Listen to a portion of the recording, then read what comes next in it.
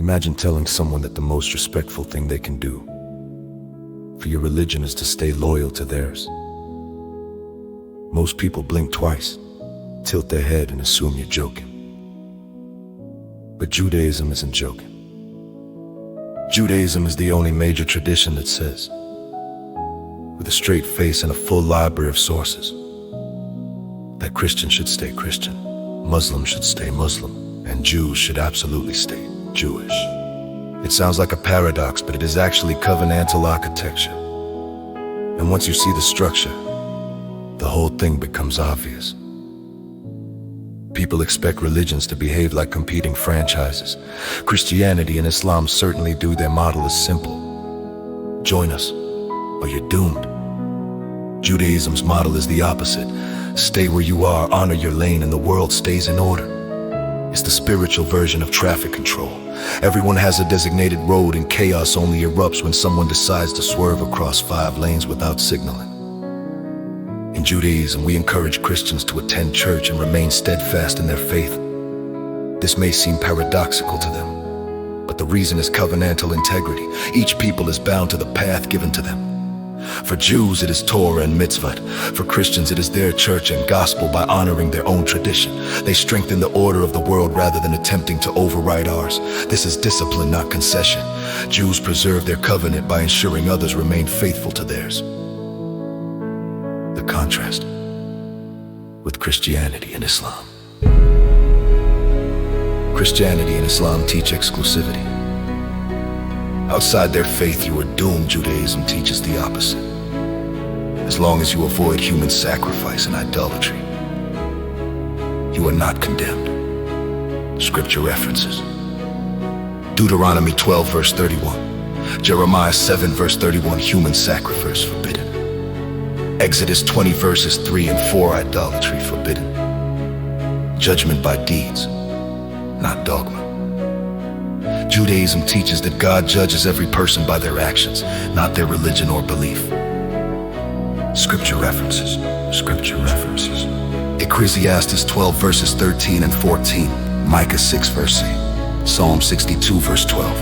Anticipating Christian pushback. Christians often cite the New Testament to argue covenant transfer. Judaism rejects this because the New Testament contradicts Torah. Scripture anchor. Deuteronomy 4 verse 2, you shall not add to the word which I command you, nor take from it. This is the forensic strike. Torah itself forbids additions, so New Testament claims collapse. Jews are judged harsher than others. Jews are judged more strictly because of covenantal responsibility. Before God approached Abraham, he gave conditions to all humanity. Abraham alone chose to accept them. Scripture references: Genesis 17 verses 7 to 9, covenant with Abraham. Deuteronomy 6 verse 1, Deuteronomy 11 verse 1, eternal obligation of mitzvah. Amos 3 verse 2, you only have I known of all the families of the earth. Therefore I will punish you for all your iniquities.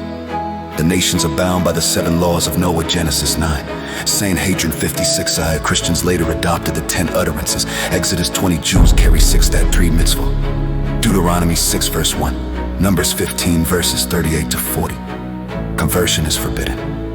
If a Jew converts to Christianity or Islam and truly believes, they are condemned. Jews are judged harsher because of covenantal obligations. Therefore, it is forbidden for anyone to attempt to convert a Jew. Clarifying terminology, not commandments. The phrase 10 commandments is a mistranslation in Hebrew. Aseret hadibra, 10 words, 10 statements, 10 declarations, or 10 utterances. Torah does not use the word mitzvah, commandment, here. Instance, mitzvah, 613 obligations. The actual commandments, instructions given to Israel. Aseret hadibra, 10 utterances. They're not utterances at Sinai. Debate strike. They're not commandments, they're utterances. Torah calls them Aseret hadibra, not 10 commandments. Christianity and Islam condemn outsiders by belief. Judaism condemns only abominations. God judges deeds, not dogma. Jews carry the covenantal weight of 613 mitzvah, which is why conversion is forbidden and judgment is harsher. Now here's where the humor and psychology kick in. Most people hear this and think Judaism is being polite. It isn't. Judaism is being strict. Judaism is the parent who says, no, you can't switch families just because theirs has a trampoline. Christianity and Islam say, join us or else. Judaism says, stay where you are, behave yourself, and we're good. This is why Christians get confused. They expect a sales pitch. Judaism hands them a map instead. If Judaism were a gym, it would be the only one that says, please don't sign up, you already have a membership somewhere else, use that one properly. The deeper truth is this: Judaism is not trying to win a popularity contest, it is trying to maintain cosmic order, and cosmic order collapses when people abandon their assigned responsibilities. Judaism is the only tradition that says God judges you by your deeds, not your membership card, that alone flips the entire Western religious narrative upside down. And here's the twist most people never see coming.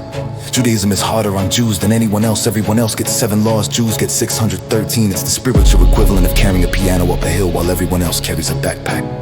This is why conversion is forbidden, not because Judaism is elitist, but because Judaism is honest. If you take on the covenant, you take on the consequences, and the consequences are heavy. So yes, Judaism encourages Christians to stay in church. Not because Judaism agrees with Christian theology, but because Judaism respects covenantal boundaries, and boundaries are what keep the world from collapsing into chaos.